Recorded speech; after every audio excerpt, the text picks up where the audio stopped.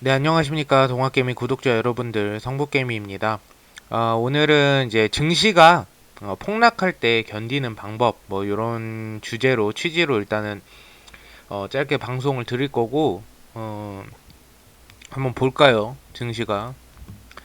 지금 코스피도 한 번에 이렇게 사실 70포인트에서 80포인트 이렇게 빠졌던 게 사실 이제 코로나 사태 때 이후로 굉장히 좀 오랜만이에요. 여기서도 물론 많이 빠졌지만, 낙폭이 굉장히 심했고요. 코스닥이 더 심했죠. 코스닥이 낙폭이 굉장히 심했다. 그래서 증시가 사실 이렇게 올라갔다라고 하더라도, 지금 상황에서 이게 반등을 주는 포인트 지점이냐, 여기가 눌림목 지점이냐를 우리가 좀 생각을 해볼 수가 있는데, 여기가 만약에 눌림목 지점이 아니라면, 이런 식으로 조금 더 하락할 확률이 더 높다. 그래서 여러 가지 이슈가 있겠죠. 일단은 우선적 오미크론 슈퍼 변종으로 인해서 또 주가가 많이 빠졌고요. 그리고 국채 금리는 항상 뭐 인플레이션 그리고 뭐 나스닥 폭락 뭐 이런 어떤 불안감을 계속 주는 요소들이 계속 많았기 때문에 사실 여러분들이 굉장히 좀 힘드실 거라고 생각을 합니다. 일단은 증시가 폭락할 때 견뎌내는 방법에 대해서 제가 몇 가지 이제 음, 여러 지인들을 상대로 좀 물어봤어요. 주식하는 지인들 상대로 좀 물어봤는데 증시가 폭락할 때 견뎌내는 방법 중에 5가지를 얘기하더라고요. 추려봤는데 첫 번째 비중 축소, 그리고 두 번째 전량 손절, 세 번째는 버티기, 네 번째는 매도 더 떨어지면 매수, 그리고 다섯 번째는 뭐 적금이나 아니면은 뭐 이런 총알 있죠, 총알. 총알이 있거나 아니면은 뭐 어디 돈을 끌어와서라든지 지속적으로 매수한다. 요런 좀 의견이 있었는데 사실적으로 이제 폭락할 때 견뎌내는 방법 중에는 요거 같은 경우에는 내가 뭐 현금을 어쨌든 간에 매수 매도하는 방법인 거잖아요. 근데 우리가 일단 대체적으로 이런 1차원적인 생각만 합니다. 내 돈이 당장에 어떻게 되지? 내 돈이 당장에 날아가는데 비중 축소를 할까? 전량 손절할까? 버틸까? 매수할까? 지속적으로 계속 총알을 어디서 돈을 끌어다가 계속 매수를 할까? 요런 이제 의견들이 굉장히 많았는데, 음, 1차원적으로 요거는 두 번째 저희가 판단하는 겁니다. 두 번째. 근데 사람들은 사실 이게 주식 처음 하시는 분 저같이 이제 좀 주식을 계속 하고 있고 그리고 계속 전문적으로 이제 여러 가지 이제 그 직업으로 하고 있는 사람들은 사실 불안해하지 않아요. 증시가 떨어져도 오히려 기회로 삼는 경우가 더 많은데 이제 주식을 처음 하시는 분이나 접한 지 얼마 안 되신 분들 같은 경우에는 불안하죠. 그래서 이런 1차원적인 생각을 먼저 하게 됩니다. 근데 이런 생각을 먼저 절대 하면 안 된다. 첫 번째 어떤 생각을 해야 되냐? 첫 번째, 증시가 폭락할 때 어, 우선 먼저 생각해야 될 것. 우리가 사실 돈을 뭐 만 원이든 천 원이든 백 원이든 어차피 우리가 힘들게 일해서 번 돈이에요. 그게 1초가 됐건 1분이 됐건 누구한테는 10시간의 일한 시간이 누구한테 1시간 일한 그 시급이 될 수가 있는 거고 누구한테는 100시간 일한 게 누구한테는 그냥 일 안 해도 벌어들이는 수익이 될 수도 있을지언정 어쨌든 모두가 다 힘들게 번 돈입니다. 100원이든 10원이든 1원이든. 그래서 그 돈을 어쨌든 아끼고 우리가 손해를 안 봐야 되잖아요. 그러면 증시가 폭락할 때 우선 먼저 생각해야 될 게 내 계좌에 있는 종목들을 선별을 해야 됩니다. 첫 번째, 내 계좌에 있는 종목들을 선별하기. 예를 들어서 뭐 한두 종목밖에 없어. 우량주, 뭐 삼성전자, LG전자 이러면 상관이 없어요. 근데 삼성전자, LG전자 이런 우량주 갖고 있는 분들보다 대체적으로 백화점 맞아요. 10종목 이상 되는 이제 되는 사람은 종목을 선별해야 된다. 이 종목 선별이 왜 중요한지 제가 팩트를 체크를 해드릴게요. 예를 들어서 내가 제약바이오 3개 그리고 기술주 3개 그리고 어, 그리고 소외주 4개 이렇게 가지고 있었다. 그러면은 우선적으로는 이런 오미크론이라는 뭔가 우리가 뜻하지 않은 어떠한 그런 부분 때문에 증시가 폭락할 때는 기술주, 성장가치, 소외주 이게 먼저 폭락을 하게 되어 있고 제약바이오주는 올라가게 되어 있어요. 웬만하면. 근데 제약바이오도 별로 이슈가 없는 거, 코로나랑 엮이지 않은 그 뭔가 어떠한 천재지변이나 어떠한 감염병, 전 세계적인 감염병하고 연관되지 않은 제약바이오는 또 떨어지게 되어 있어요. 그럼 전체적으로 사실 봤을 때 내가 10종목을 가지고 있다고 쳤을 때 99종목은 떨어진다는 소리예요. 그럼 자, 여기서 선별해야 될 게 어떤 거냐면 일단은 비중 축소도 안 되고요. 전량 손절 안 되고 일단 버티기가 우선이고요. 일단은 버티기 마인드로 가야 돼요. 버티기 마인드가 왜 이게 두 번째로 생각하냐? 종목을 선별할 때까지는 팔지 않아야 된다라는 소리예요. 예를 들어서 내가 종목들을 가지고 있는데 제약바이오 같은 경우에는 코로나랑 관련 없는 종목이 3개예요. 제가 이제 최악의 상황에서만 얘기해 주는 거예요. 기술주도 뭐 우량주, LG도 있고 삼성도 있고 그리고 뭐 어떤 부품주도 있어. 그리고 소외주, 뭐 식품유나 뭐 이런 위드 코로나 관련주 뭐 소외받은 종목들 가지고 있어요. 일단은 10종목을 가지고 있는데 10종목 다 떨어질 거 아니에요. 그럼 여기서 선별해야 될 거, 이 종목들의 이슈를 봐야 됩니다. 앞으로 추가적인 모멘텀을 봐야 됩니다. 제가 그 찍는 방송 중에 진원생명과학이라고 있거든요. 근데 물론 그 종목이 이제 코로나 관련해서 좀 오르긴 했는데 사실적으로 그런 코로나 섹터가 아니고 NFT나 뭐 다른 시장, 전기차나 신재생 에너지 관련으로 갔을 때도 제가 방송을 계속 찍은 이유는 모멘텀이 있기 때문이에요.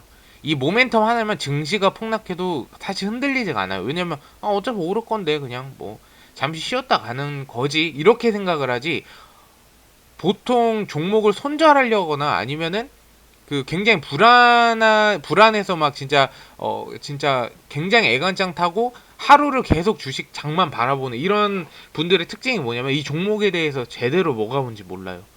뭔 모멘텀이 있고. 그럼 여기서 5종목으로 줄인다고 했을 때 10종목 이상이 되시는 분은 10종목 아래로 줄여야 되는데 10종목 아래로 줄일 때 어떤 거를 봐야 되냐? 얘네가 추가적인 증시가 폭락하더라도 추후에 이슈될 것이 있는지, 진짜 하루 날 잡고 하루 24시간 중에 우리가 뭐 자는 시간 빼고 12시간이잖아요.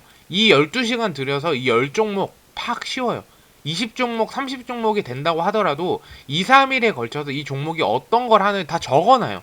우리가 사실 초등학교 때부터 대학교 뭐 안 나왔으면 한 10년 정도를 그래 최소 공부를 하잖아요.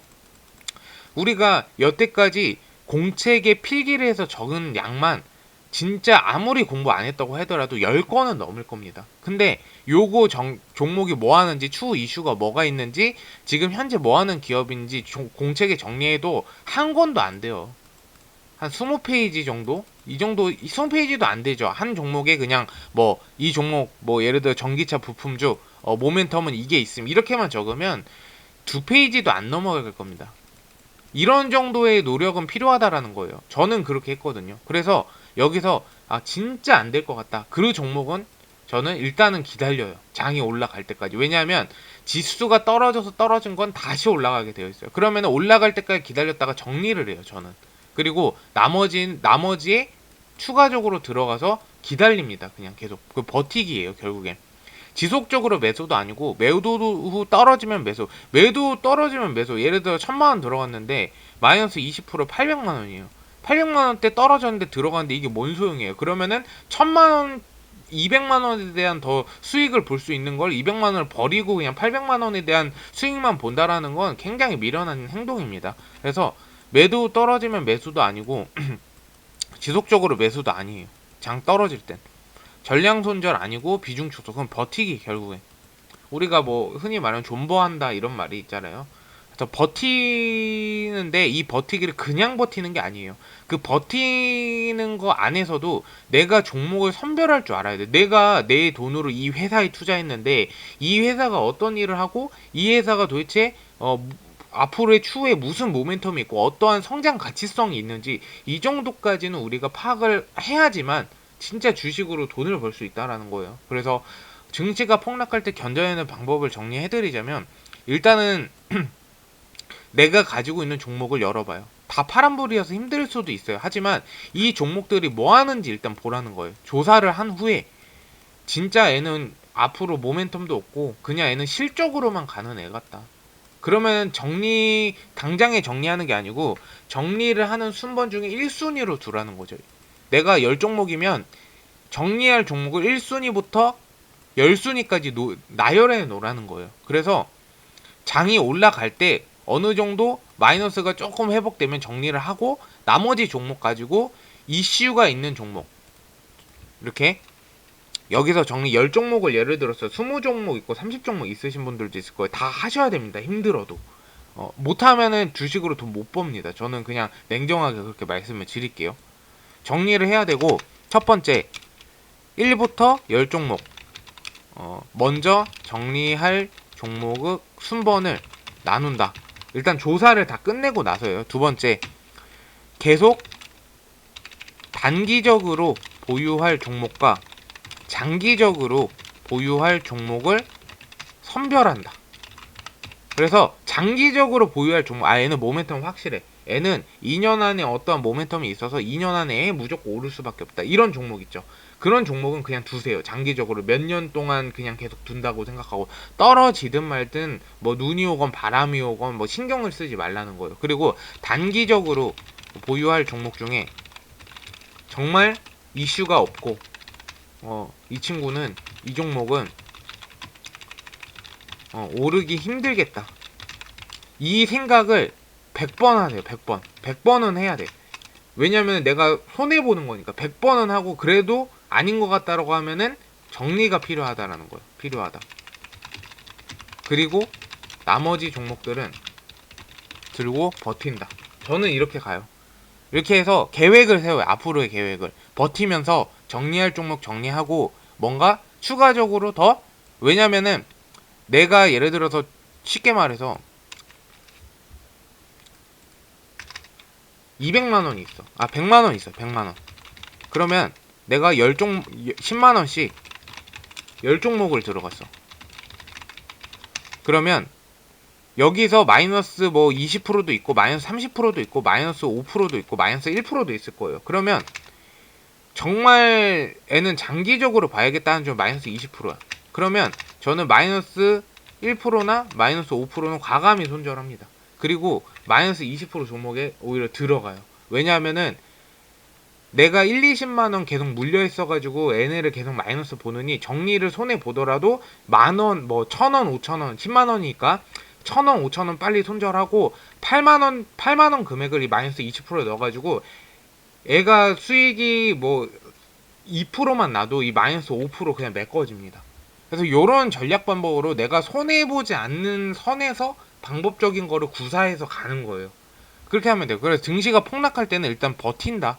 요거를 말씀드리는데 버텨도 그냥 버티지 말고 내가 여태까지 물린 종목들이 어떠한 회사고 어떠한 모멘텀이 앞으로 있는지 꼭 조사를 하시라는 거죠. 그래서 오늘은 이제 증시가 너무 폭락해서 사실 마음이 많이 동학개미 이제 구독자 여러분들도 마음이 많이 불편하신 분들도 많이 계실 거라고 생각한데 제 글 그 방송 보시고 좀 힘이 조금이나 되셨으면 좋겠습니다. 어쨌든 오늘 방송 들어주셔서 감사드리고요. 방송에 좀 도움이 되셨다면 좋아요와 구독도 한 번씩 부탁드리도록 하겠습니다. 감사합니다.